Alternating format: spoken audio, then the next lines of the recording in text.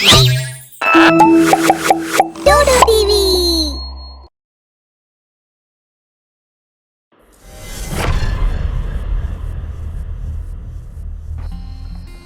कबीर के mom dad घर से बाहर गए होते हैं। तभी कबीर दोस्तों के साथ नाइट आउट का प्लान करता है और अपने एक दोस्त अभी को कॉल मिलाता है। हेलो, अभी आज रात नाइट आउट का प्लान है, तो तू ठीक 8 बजे आ जाइयो और अपने साथ कुछ मूवी की सीडी भी ले आइयो, साथ मिलकर देखेंगे। और हाँ, सोम को भी बुला लियो। ओके, हम आ जाएंगे। रात हो जाती है। अभी और सोम दोनों कबीर के घर आ जाते हैं नाइट आउट के लिए। सभी हॉल में बैठकर मूवी एंजॉय कर रहे होते हैं। अबे यार, ये कोई हॉरर मूवी है, बिल्कुल बकवास है। नाइट आउट का सारा मजा खराब कर दिया इसने। ओहो, तो तुझे हॉरर फील चाहिए तो एक काम करते हैं, वो चौक वाला पुराना घर है ना, वहां चलते हैं। पागल हो गया तुम? पता नहीं क्या तुम्हें? वहां आज तक जो भी गया है कभी वापस नहीं आया।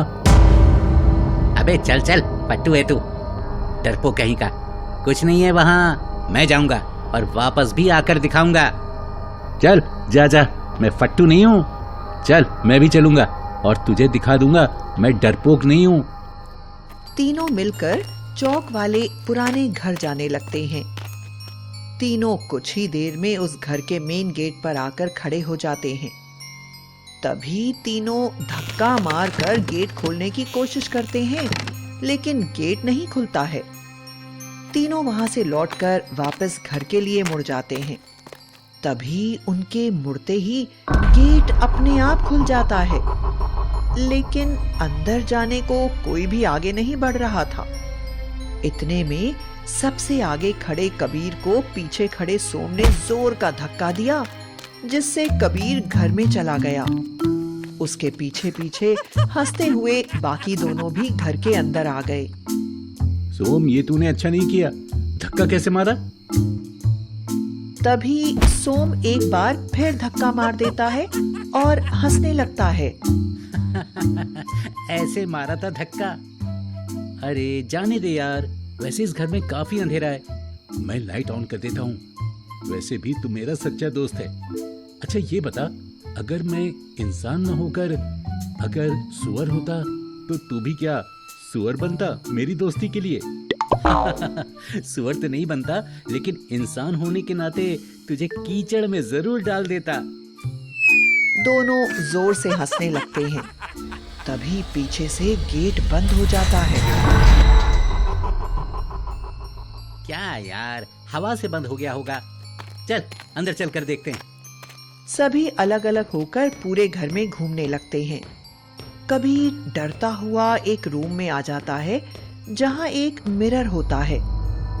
वो मिरर में देखते हुए कहता है, हाँ, घर पुराना है, लेकिन ऐसा लगता है अभी भी कोई यहाँ रहता है। कितना साफ है। तभी अचानक वहां पास में रखा एक गिलास नीचे गिर जाता है। कबीर उसको उठाने के लिए नीचे झुकता है। मिरर में कबीर जैसा ही कोई होता है, जो एक डरावनी हंसी हंसता है। जैसे ही कबीर ऊपर उठकर मिरर में देखता है, वो उस डरावने कबीर को देखकर डर जाता है और चीखते हुए बाहर भागता है।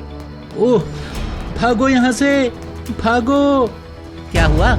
अरे तू चिल्ला क्यों रहा है? कबीर डरते हुए बाहर हॉल में आकर दोनों को बताता है कि उसने अपने जैसा दिखने वाला इंसान देखा, लेकिन दोनों ही उस पर हंसने लगते हैं। अच्छा मजाक था, लेकिन हम दोनों नहीं डरे। चलो अब घर चलते हैं, यहाँ कुछ भी नहीं है। मैंने तो कहा ही था, यहाँ कोई भूत नहीं है। देखो, हम यहाँ से जिंदा ही जा रहे हैं। तीनों वहां से निकलकर कबीर के घर आ जाते हैं। यार बहुत भूख लग रही है, खाना ऑर्डर कर ले। हाँ, मुझे भी लग रही है भूख। चल मैं ऑर्डर करता हूँ। सिर्फ 3 लोगों का करियो ऑर्डर, कहीं वो तेरा मिरर वाला भूत ना आ जाए खाना खाने को। अभी सोम को ताली देते हुए हंसने लगता है। थोड़ी देर में डोरबेल बजती है। लगता है खाना आ गया। अच्छा दोस्तों, क्यों ना इस डिलीवरी वाले से मजे किए जाएं? मतलब हम इसे डराते हैं भूत बनकर, क्या कहते हो? ठीक है, मजा आएगा। तभी तीनों प्लान के हिसाब से उस डिलीवरी बॉय को डराने लगते हैं। घर की सभी लाइट्स ऑफ कर देते हैं और जैसे ही डिलीवरी बॉय एक बार फिर बेल बजाता है, तब कबीर धागे की मदद से डोर को ओपन करता है। ये गेट अपने आप कैसे खुला और घर में इतना अंधेरा क्यों है? कोई है अंदर? आपका ऑर्डर लाया हूँ। आवाज लगाता हुआ डिलीवरी बॉय घर के अंदर आ जाता है, लेकिन वहां उसे कोई दिखाई नहीं देता। तभी काला कपड़ा ओढ़े सोम तेजी से उस डिलीवरी बॉय के पीछे से निकल जाता है। कौन था वहाँ? कौन है? सामने आओ। अब अभी डरावनी आवाज में बोलता है, तो तुम हमारा खाना लाए हो? हाँ सर, ये ले लीजिए।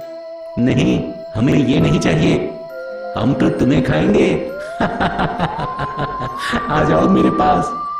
इतना सुनते ही डिलीवरी बॉय के हाथ से खाना नीचे गिर जाता है और वह वहां से चीखता हुआ बाहर भाग जाता है।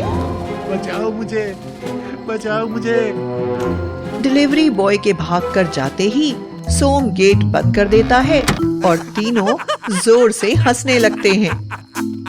ये लो, मजा आ गया नाइट आउट का, और फ्री में खाना भी मिल गया। चलो तुम दोनों बैठो, मैं निकाल कर लाता हूँ प्लेट में। इतना कहकर अभी किचन में चला गया और खाना प्लेट में निकालने लगा। तभी वो खाने को टेस्ट भी करता है। एक बार दोबारा डोरबेल बजती है।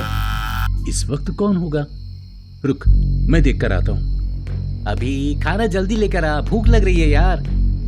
कबीर जैसे ही गेट खोलता है, उसके सामने डिलीवरी बॉय खड़ा होता है। सर, आपका ऑर्डर। नहीं, हमें तो ऑर्डर मिल गया, अभी अभी 2 मिनट पहले ही। नहीं सर, ये देखिए आपका बिल। कबीर पैसे देकर वो खाना ले आता है और गेट बंद करके अंदर आता है। तभी सोम भी वहां आ जाता है। क्या हुआ? अब ये किसने मंगवाया? हमारा खाना तो आ गया ना? हाँ यार, मैं भी तो वही सोच रहा हूँ। चल, अभी से पूछते हैं। दोनों किचन में जाते हैं और वहां जाकर वो अभी को मरा हुआ देखते हैं। अभी जमीन पर गिरा हुआ होता है, उसके मुंह से झाग निकल रही होती है। अभी उठ, क्या हुआ तुझे?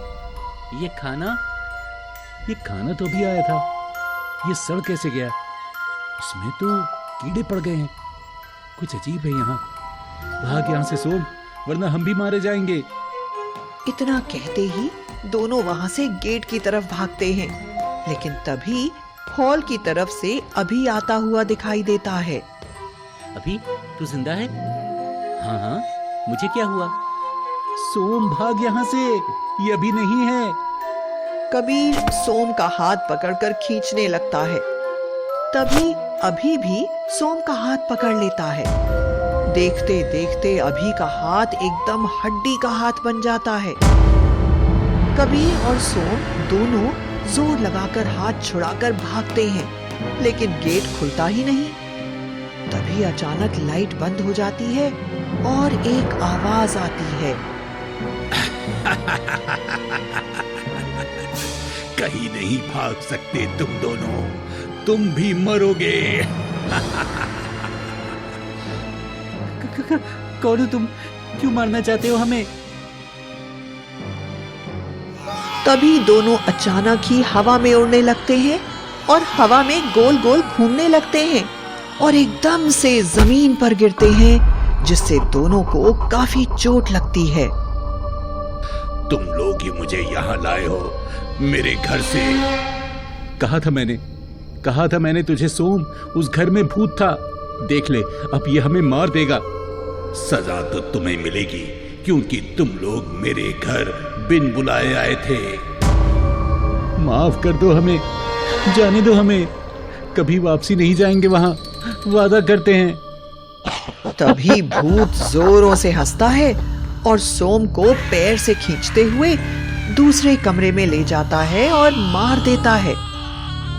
कबीर वहीं बैठे बैठे बस रो रहा होता है कि तभी उसके कंधों पर कोई हाथ रखता है और उसको दीवार के अंदर खींच लेता है और कबीर भी मर जाता है।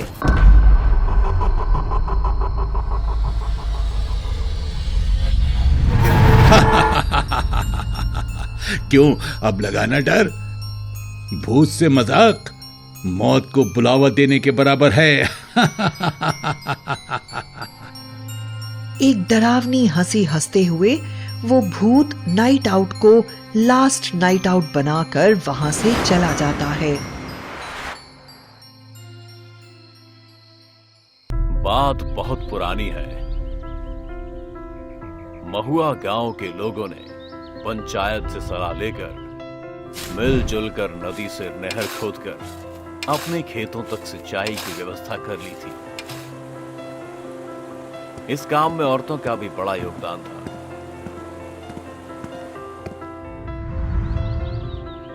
आज हमारे गांव के लिए बहुत खुशी का दिन है। हमारे भाइयों और बहनों ने नामुमकिन को मुमकिन कर दिखाया। ये काम बड़का बड़का दुनियादारी, ये काम बहुत ही बहादुरी और संयम के साथ सबका मेहनत से पूरा हुआ है। आदमी ठान ले तो कुछ कर सकता है। मुखिया जी, गांव एक परिवार है और पानी की जरूरत पूरे परिवार को है। आप ही ने तो हमको राह दिखाई है। आप जैसा मुखिया और हम लोग जैसे गांववासी हो तो सब आसान हो जाता है।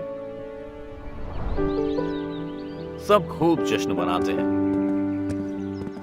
इसी बीच पड़ोसी गांव मुकीपुर के लोग भीड़ में शामिल हो जाते हैं और मार पीट करने लगते हैं, जिसमें कुछ लोग घायल हो जाते हैं। कुछ लोगों को अस्पताल में भर्ती करवाया जाता है। अस्पताल में सबको देखने मुखिया जी आते हैं। कौन लोग थे जो हमारे रंग को भंग कर दिए? हमारे अपने लोग तो कभी ऐसा नहीं कर सकते।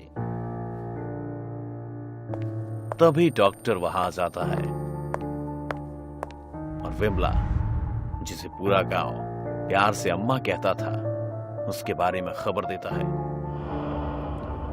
अम्मा नहीं रही, हम उन्हें नहीं बचा पाए। I am sorry.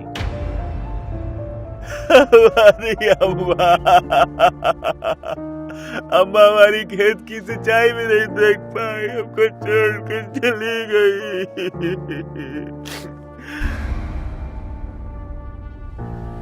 उसे उसके साथी संभालते हैं।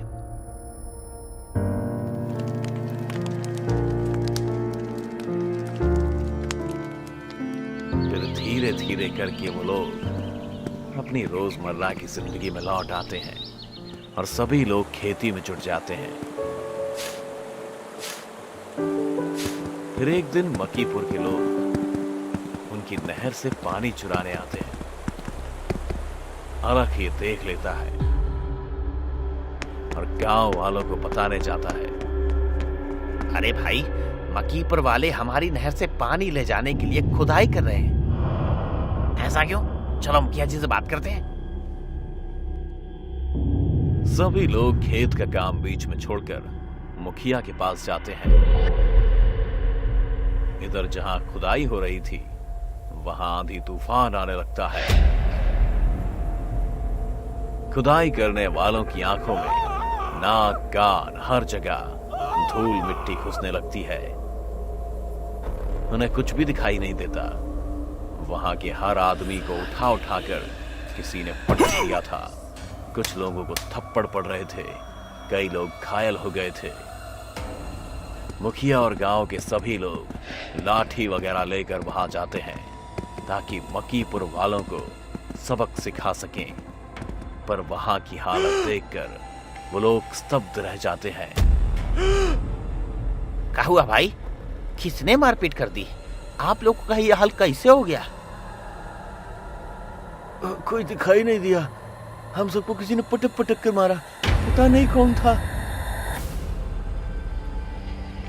भाई, ये सब हो क्या रहा है? पानी चुराने आए थे और यहाँ ढेर पड़े। हम अभी बैठक ही कर रहे थे और किसी ने इनका हिसाब ही कर दिया। अगले दिन अलख और नितिन नहर का मुआयना करने आए। उन्होंने देखा कि खोदी गई जमीन पूरी भर दी गई है और उन लोगों को बड़ा आश्चर्य हुआ कि ऐसा अपने आप कैसे संभव है। कुछ दिन बाद मकीपुर वाले महुआ गांव आए। इनके खेत लहरा रहे हैं, हमारे खेत में सूखा पड़ा है।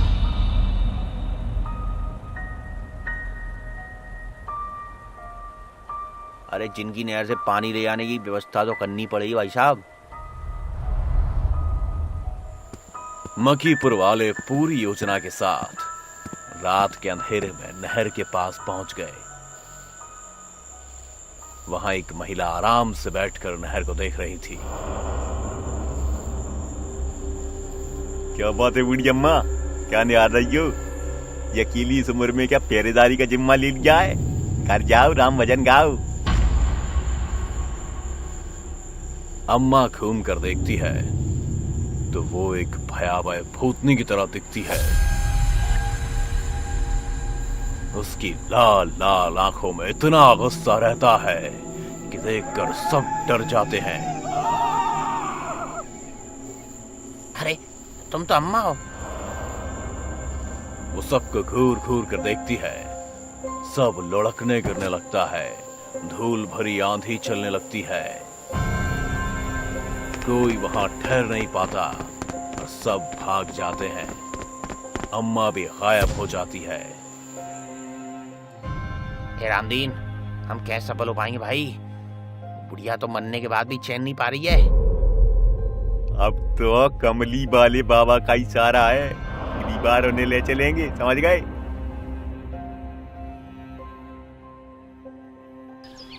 कुछ दिनों बाद महुआ गांव के लोग निश्चिंत हो जाते हैं और अपने अपने काम में मशगूल हो जाते हैं।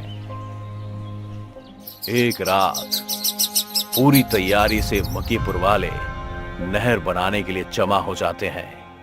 कमली वाले बाबा भी साथ होते हैं।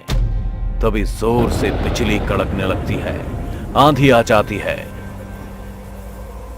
पेड़ गिरते हैं और कई लोग दब जाते हैं। चीख पुकार मच जाती है। दूर खड़ी अम्मा की रूह ये सब देख रही होती है। कमली वाले बाबा हाथ में जल लिए और मंत्र बुदबुदाते अम्मा की ओर बढ़ते हैं। रुक जा डोंगी, तेरा ये तंत्र मंत्र मुझ पर काम नहीं करेगा। मैं कोई गलत काम नहीं कर रही, बल्कि तुम दुष्टों के हाथों से अपने गांव और अपने लोगों को बचा रही हूँ। कमली वाले बाबा फिर भी अम्मा की ओर बढ़ते जाते हैं। अब अम्मा के गुस्से का ठिकाना नहीं होता। वो इतने जोर से फूंक मारती है कि आंधी तूफान आ जाता है और लोगों में भगदड़ मच जाती है। कई लोग उड़कर नहर में गिर जाते हैं। कई लोग बहुत बुरे तरीके से घायल हो जाते हैं। ये माफ करना भाई, हमने सहयोग करने से मना कर दिया था और अब गलत नियत से अपने खेतों तक पानी ले जाने के चक्कर में चकला बिड़ा रहे थे हम। हमारे लालच की वजह से कितने लोगों को सजा मिल गई है। तुम लोगों ने प्यार से मांगा होता तो हम लोग दे भी देते, पर तुम लोग तो दंगे और लड़ाई से हमें जीतना चाहते हो। अम्मा माफ कर दो, आगे ऐसी गलती नहीं करेंगे अम्मा। जाओ, इस बार माफ किया, पर याद रखना महुआ गांव की तरफ कोई आंख उठाकर भी देखेगा तो अच्छा नहीं होगा। रामदीन अपने साथियों के साथ अपने गांव लौट आया। पेड़ों से छनकराती सुबह की धूप की किरणों को बनी अपने कैमरे में कैद कर रहा था। पिछले साल फोटोग्राफी के लिए जब उसे अवार्ड मिला था, तब से उसने इसी को अपना करियर बना लिया था। जंगल, झाड़ी, बीहड़, नदी, तालाब, खंडर, किला, किसी जगह को नहीं छोड़ा था उसने। एक अच्छे शॉट के लिए वो कुछ भी कर सकता था। फोटो लेते लेते उसके कैमरे के सामने एक लड़की आ जाती है। वो कैमरा हटाती हुई, हेलो, तुम इस जंगल में क्या कर रहे हो? मैं और मेरा कैमरा कुछ अच्छे नजारों की तलाश में कहीं भी चले जाते हैं। कैमरा मतलब? तुम कैमरा नहीं जानती? ये होता है कैमरा। हाँ, इससे हम अच्छी यादों को हमेशा संजो सकते हैं। इसमें यादों को कैसे घुसाते हैं? उस लड़की की हरकतों को देखकर बनी को जोर से हंसी आ जाती है। वो उसके हाथ से कैमरा लेकर जंगल का फोटो खींचकर दिखाता है। देखो, ऐसे रखते हैं इसमें यादें। अरे वाह, तुम्हें और कौन कौन सी यादें चाहिए? कुछ हटकर, जो अभी तक मैंने और दुनिया ने ना देखी हो। मैं एक जगह जानती हूँ, चलोगे मेरे साथ? पक्का? कुछ हटकर मिलेगा? हाँ। ठीक है, चलो। बनी अपना कैमरा लेकर उस लड़की के साथ चल देता है। वो लड़की उसे खूबसूरत वादियों के नजारे दिखाती हुई नदी पार कराकर एक गांव में ले आती है। उस गांव में घर के नाम पर सिर्फ और सिर्फ खंडहर ही होते हैं।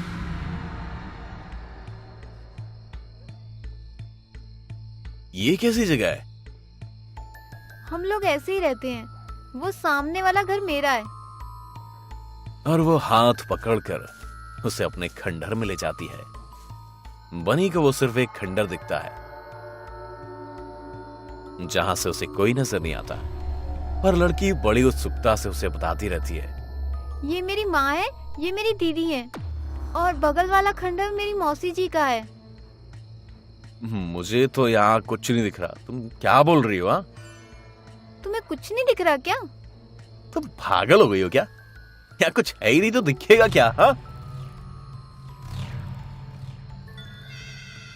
अरे इतने सारे लोग तो हैं।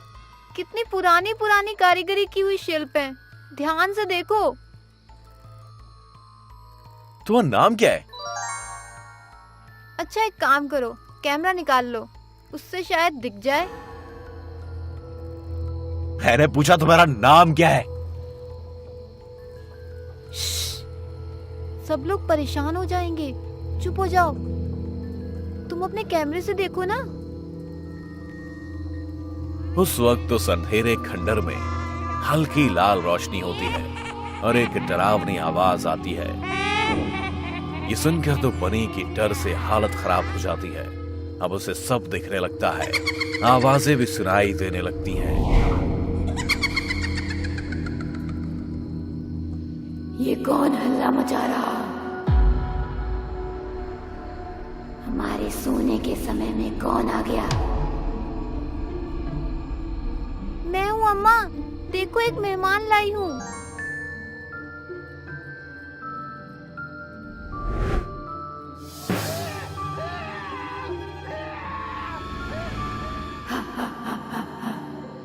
तू एक इंसान लाई है।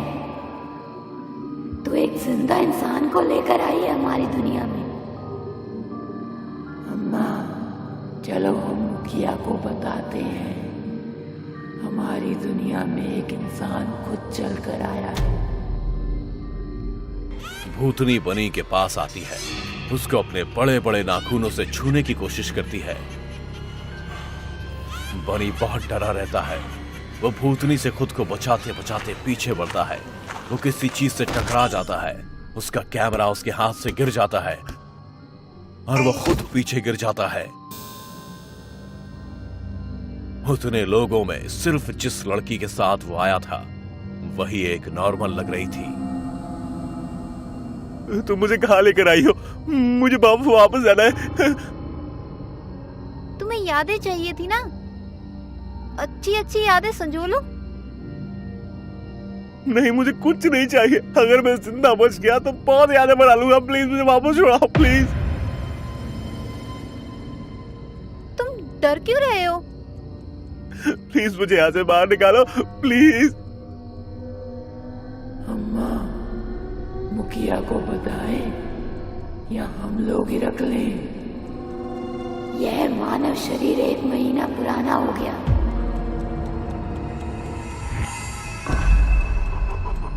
इस इंसान को हम लोग ही रख लेते हैं। उस लड़की को बनी की हालत पर बहुत तरस आ रहा था। उसने उसे बाहर निकालने का सोचा। अम्मा, इसे मैं तुम्हारे लिए नहीं लेकर आई हूँ, पर अगर तुम कहोगी तो मैं इसकी तरह कई लोगों को ला दूंगी। जो यहाँ एक बार आ गया वो दोबारा नहीं जाएगा। अरे अम्मा, मेरी मानो तो, आज भी मैं लाई हूँ ना, बाद में भी मैं ही ला दूंगी। अच्छा, अब हम जाते हैं। कहकर वो झटके से बनी का हाथ पकड़कर वहां से बाहर भाग गई। बहुत दूर लगातार दौड़ने के बाद, तुम कौन हो? तुम सच में मुझे बचाना चाहती हो या अकेले एक जिंदा इंसान के मजे लेना चाहती हो?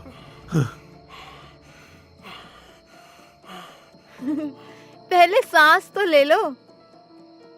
नहीं, पहले बताओ, तुम भी चुड़ैल हो क्या? वो मेरी माँ और बहन है जिसे तुम चुड़ैल बोल रहे हो। और तुम? मैं तुम्हारी तरह इंसान हूँ। वाह, चुड़ैल को मैं चुड़ैल भी ना बोलूं, और तुम चुड़ैलों के बीच में कर क्या रही हो? बहुत साल पहले दो गांव के आपसी झगड़ों में लोगों ने एक दूसरे को मारकर पूरा गांव खत्म कर दिया था।